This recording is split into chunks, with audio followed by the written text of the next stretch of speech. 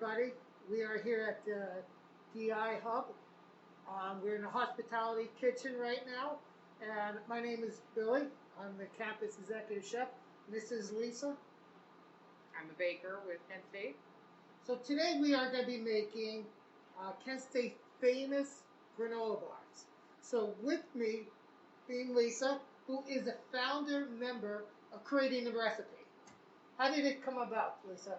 I was told by a supervisor to create a granola bar that could be served in the library, and I ran with it. And you know, what about a decade ago? It's been about 10 years, yes. So the long history of this bar has been served to thousands of people throughout the years. And what nice thing about this recipe is, like, we have a core recipe which will be sent out. But what the great thing about it is that if you stick with the ratios of the cranberries and the raisins and the walnuts, you could change them out for different things. Like, you could be changing them out for dark chocolate, which we have over here. You know, different kind of fruits if you want to, you know, other kind of dry fruits you want to put in there. Coconut. So you could be really creative. The biggest thing is you want to start with the right foundation. So I'm going to give Lisa, one of the things that you really need is something to put it all together, right? So we're going to make a sticky bun spread, like a mix, so that it helps combine everything together. So what we got here is we got some sugar, right? We got some butter, and we got some simple syrup, right? Yes. All right, so I'm going to give this to Lisa. She's going to heat some of it up, right? And then we're going to talk about our other ingredients that go into it. So what we like to do, like when you're baking anything per se, you want to keep your dry ingredients and your wet ingredients kind of separate. You know, it's kind of like a basic thing when you're baking. Is that about right, Lisa? It helps to distribute your ingredients better if you keep them separate and then toss them together at the end.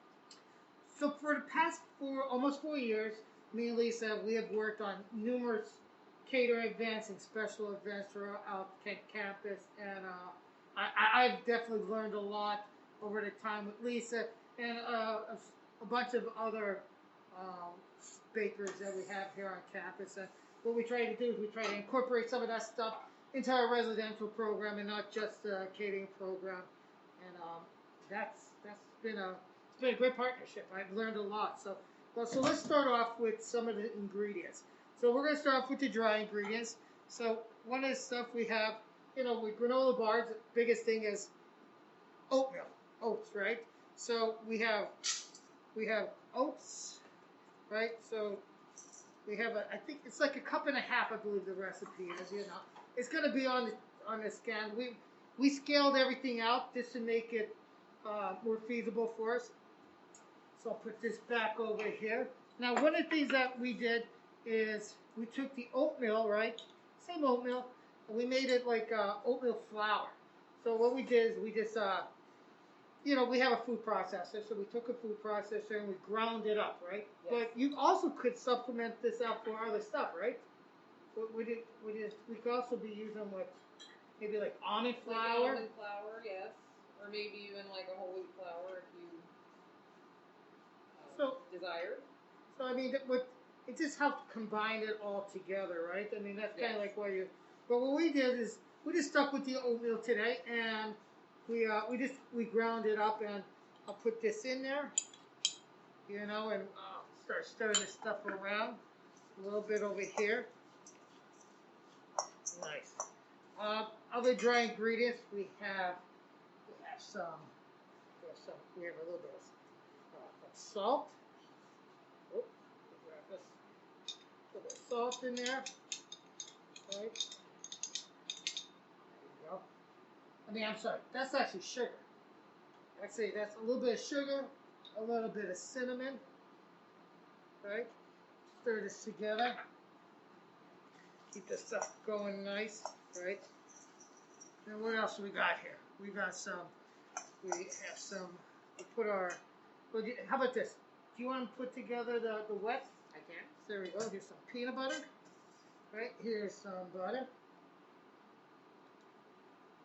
right? And I will stick with the dry ingredients, right? So put some cranberries in there.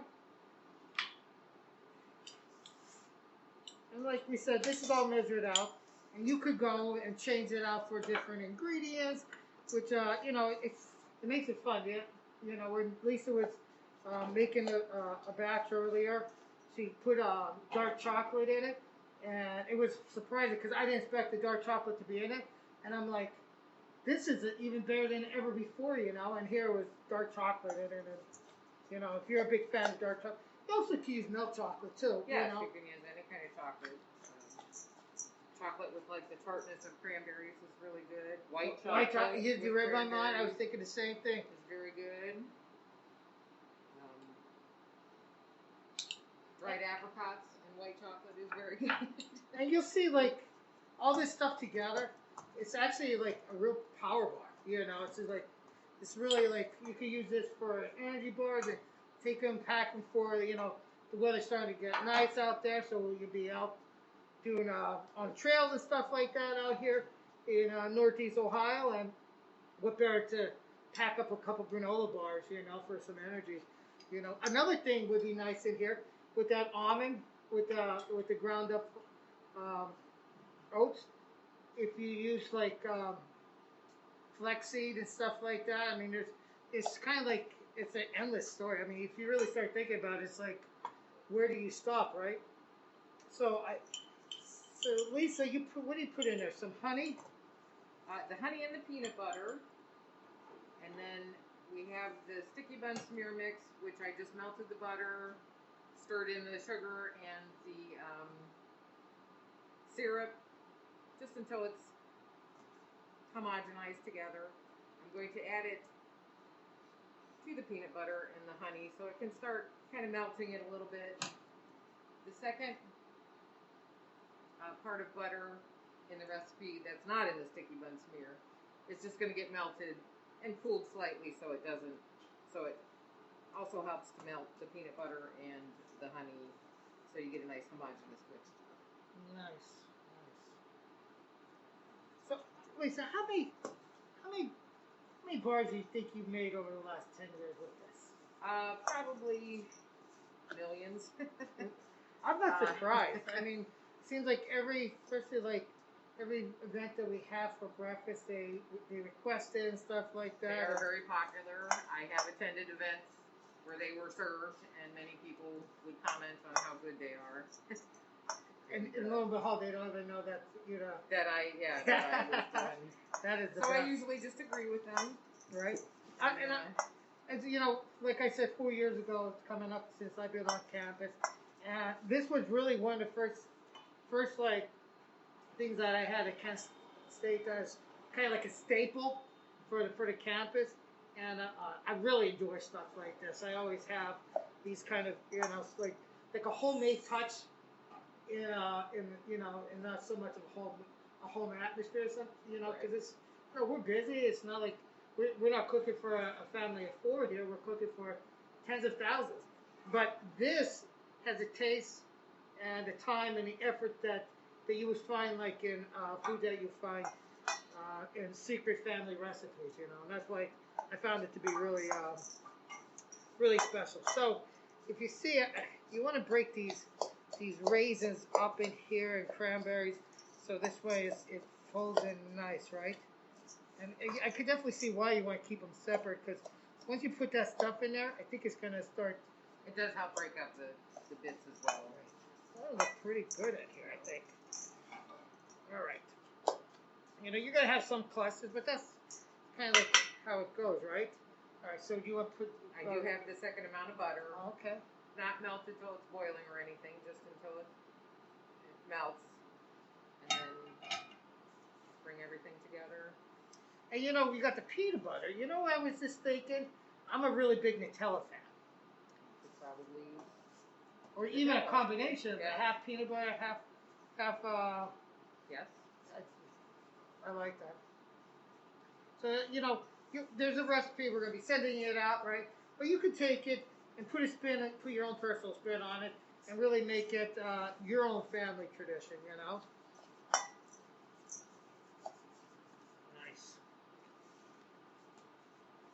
And you can see like there's not a lot of work that goes in here. It's pretty much a pretty simple kind of a thing to whip together. All right, do you want to? Sure.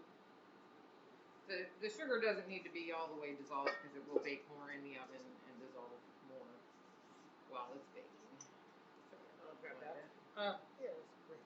So I mean, like Lisa says, we're gonna take this mix, right, and we fold it in. Keep on folding it in, and after we fold it completely together, which we'll keep on rolling until it gets nice and together, we're gonna bake it, right? So one of the things that what we do, we take you could take a cookie sheet pan or take we have like a little pan. Here, you want to stir it around? I'll grab the pan. So we're going to be using just a roasting pan, like a little pan like that, and something that to make life easier for yourself. You can take butter and spread it out, but for more consistency, often we use like a spray, so we'll spray it up. And what's nice about the spray, it evenly sprays it out, so it's not like you have to, it doesn't clump up and it's easier to fold out, It really makes a big difference. Boy, that looks really good. Yep. And it smells really good too. Anytime you're mixing peanut butter together, and some sugar and the butter, it's definitely. So you're good. I think that looks great. So put it in your pan. Let me stuff this out. Keep it. It's always best to try to aim for the center, and as it falls, it falls. So you take this right, tap it out. Now, what temperature do you bake this at, Lisa? I bake it at 350 for approximately 20 to 25 minutes. Okay. Your edges will get nice and toasty brown. You want to bake it until the center is kind of firm, nice golden brown color all over. Nice. Well, I'll tell you what. If Lisa says so, I've been eating plenty of these things. These things. The problem with this stuff is once you start snacking on them, you have a hard time. You have a hard time not, eating them all up. So this is exactly the way we would do it for the students and for the general public, So I want to say thank you, Lisa, for sharing some of our Kent State dining little secrets that we have that going on in the kitchen, kitchen secrets, that's been going passed on, and Lisa's been blessed to show us and teach other people the same techniques, and that's a big thing about cooking and baking. You got to share your knowledge. So thank you for sharing your knowledge today. You're very welcome. Thank you very much, guys.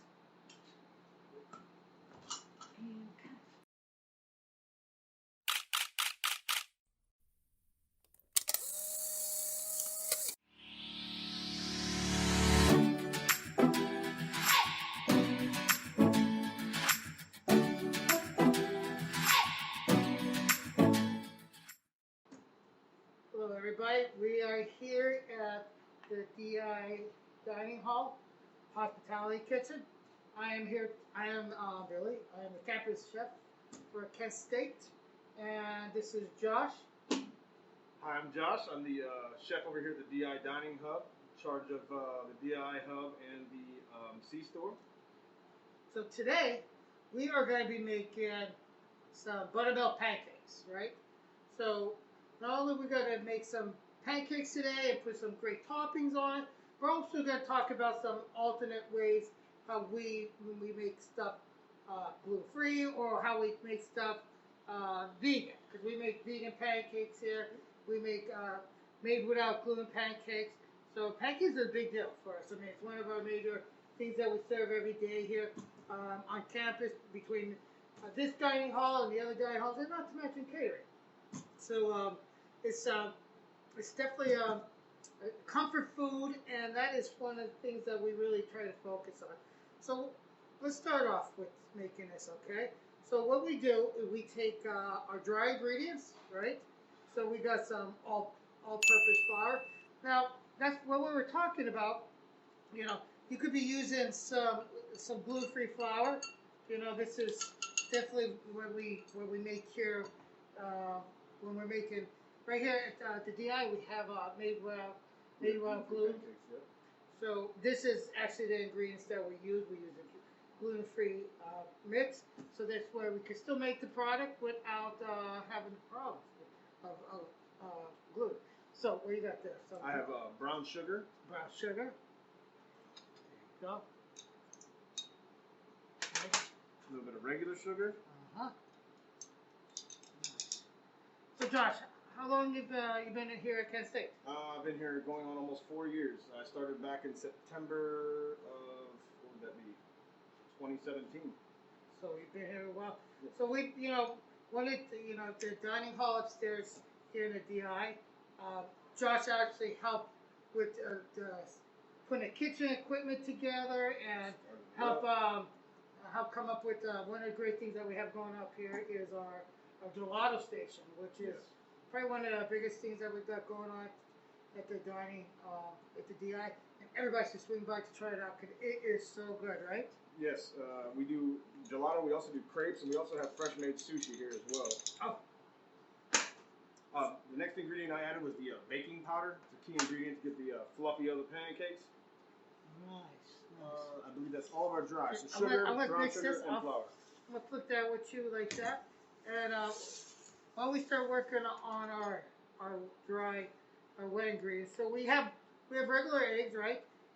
But we also use egg replacements. So if you go to the store and you look, they have egg replacements out there, which is like a powder mix, but it has the proteins that binds it together. You also, Chef was talking about this beforehand, was using bananas. Yeah, you can sub bananas for eggs. So I mean, I know one of our chefs at another location. He was making muffins the other day at home, and he replaced the egg with bananas, and it's like definitely some credible things. It's not a common thing that people think can replace an egg. So we put some margarine in this, right? So you could use margarine, you could use butter, or you could use what we use here, especially at Eastway. We have a vegan station that we do breakfast, lunch, and dinner off of there, and we use vegan butter all the time. And this is exactly what we use over there. So, and you can find this stuff in the store. So we actually went to the store. We actually purchased this stuff so to make sure that when you go to the store, you can see it, and it's not just like something that the dining facilities able to buy. But anybody could pick up that stuff. So we got some buttermilk here, right? Yes, sir. So you could use buttermilk, you could use milk, you could use soy. So that's what we want to show. There's more than one way of making the pancakes. So this way, if you can't eat something, there's other alternate ways of doing it. And then was there some water? Yep. Last is water. Nice. Let me help out over here. Just watching you work. So what I'm doing is I'm breaking up the sugar, right, the brown sugar, and mixing in the rest of the ingredients together. So this way, when we fold in, yeah, we want to make sure. I'll take this and I'll crush it down a little bit, make sure that it opens up, fold it around, because just like baking a cake or anything like that, you really want to make sure that the baking powder doesn't get all in one area. You want to make sure it's evenly dispersed. So, me and Chef Josh, we do all kind of fun baking and cooking here, and so we learn off of each other all the time, and that's the thing. When we're cooking here, we work together and we really learn off of each other because one thing about food is you're always learning. Definitely, it's a language that we all speak. It's one of those things that you can definitely learn from each other, especially as chefs. Not one all chef knows everything about everything, so you can learn more from every chef you work with. That's why in this industry it's great to get around and work in all different places just to gather that knowledge so you can learn from other people. It's definitely the best way to learn. And you know, the thing about food is, you know, we're always looking at and finding new ways of doing stuff. I mean, you know, coming up using stuff like this. This wasn't something that was commonly used years ago, but it's, not at all. you know, now it's very much part of our language that we speak, but we're making it. And one nice thing about Kent State is, you know, we have so many different dining operations here on campus that you could actually stay on campus and really learn so much and work different styles of dining halls. Rosie's, they make a lot of pancakes over there. So that place is definitely, you know, being a diner, people love going over there, and that is certainly one of the most popular things that they serve over there. So, and you know, it's definitely, oh, look at that, that looks good. So if you have it all folded in, you know, and look at that. All right, what do you think, Chef? Looks good to Let me. me see this. So let's go and make a little hole there. There you go. Oh, perfect.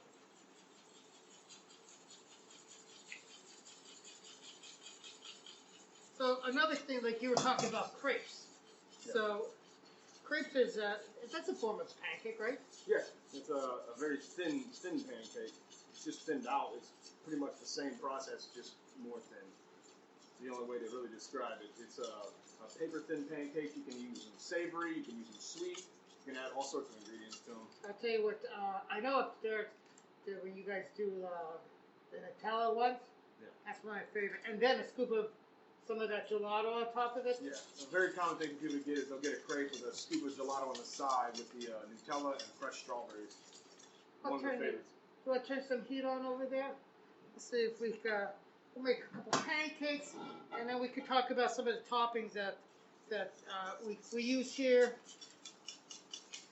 and you can use at home. And one thing that we try to do at Kent is we try to stay sustainable and we use local stuff. So, for instance, you know, like, you know, when we do, especially when we do a lot of cater events and stuff like that. Anything that we can source local, we try to. For sure. And this is some local, right off of the Ohio River. Yeah, Ohio River Valley. So, and it's really good maple syrup, you know. Look at that, actually, you know. That looks really good, actually. Yeah, really good. All right, so. You have the ladle over here. Oh, do we have a ladle? Yeah. Once we have a ladle. Cut. So you got a ladle over there. Now I know when you like to, I know here you like to use, so let's use a little bit of this. Some earthbound. You could, you know, you could use spray, or you could Butter, use some oil. butter, oil, whatever you like to use. And one of the things that if you at home, if you would like to, you know, Teflon pads work really good for low heat cooking. Not so much for searing and stuff like that, but for eggs and for pancakes, it works out really good. So I'm gonna roll out this vegan butter, and you can see, like, it looks just like margarine, you know. Grab let me grab a little bit of butter in here. Let me see. Put a little bit on there, right? We'll take this. Try it out. You see, like, it works just as well. Just like butter, you know. It's you know, it's just a form of fat. It's fast, keep it from sticking. All right. Let's see how we could. You want to go that down a little bit? Turn that down. Like I said, low heat to start off with that. We'll make sure your pan's nice and warm. And that's a big pan. I mean, you probably could put. Well, if we put it in the center, we could put more. Yeah. Well, let's go cook up for a second, right? And some things that I like putting on my pancakes is, you know, I like to put some dark chocolate on. We have some dark chocolate. We have some bananas and strawberries, and that's you know, that's one nice things about what we do in the dining halls is we try to make sure that we have all this stuff out, so this way you can have pancakes and you could be able to top them as you would like.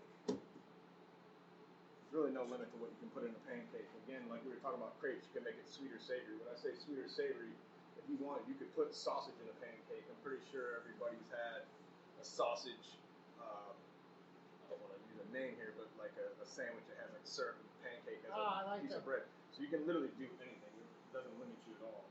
You know, and also you can fold the stuff into it. So like you could take it and sprinkle, you know, you could put some blueberries in there or chocolate in there. You know, actually, you know, that actually sounds great. You know, we have a second. We could put some chocolate in there, right? Yeah, why not? So let's get some chocolate in there. All right. So this is going to put a couple of chocolates in there. I personally love putting bananas on my you know. So you know, use it. Oh, it's coming up nice. You see how the pancakes rising up?